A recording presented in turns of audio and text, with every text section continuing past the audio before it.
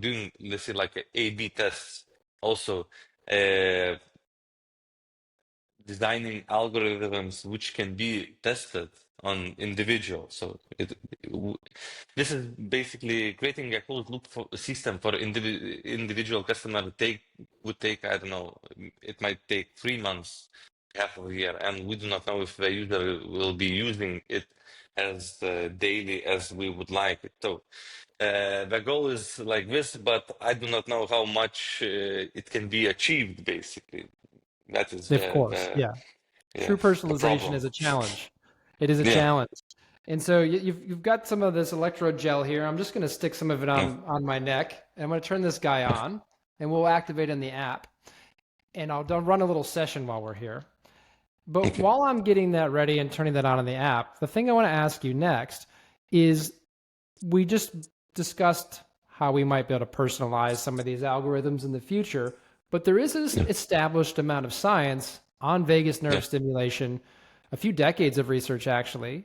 A lot of it focuses on specific diseases like epilepsy, Yeah. drug resistant epilepsy, which you mentioned before. And while there's no research that's using the Pulsetto directly, there's a lot out there.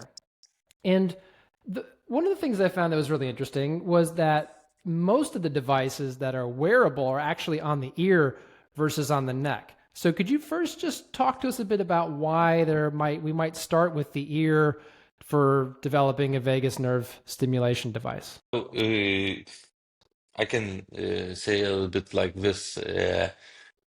Ear region is a bit more tested in a real world, basically, because of the acupuncture and other, let's say, like massage therapies. Because neck, basically, if you are compressing hard, uh,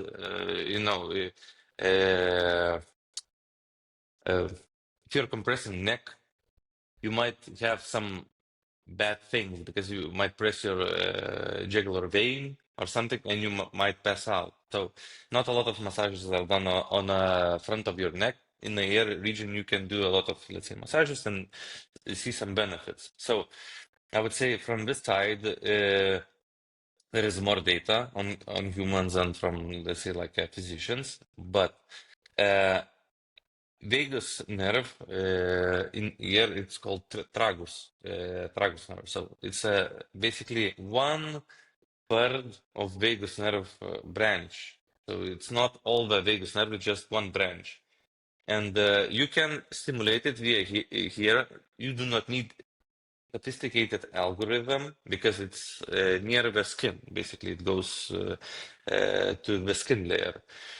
But what is the problem when you're stimulating vagus nerve in the ear region?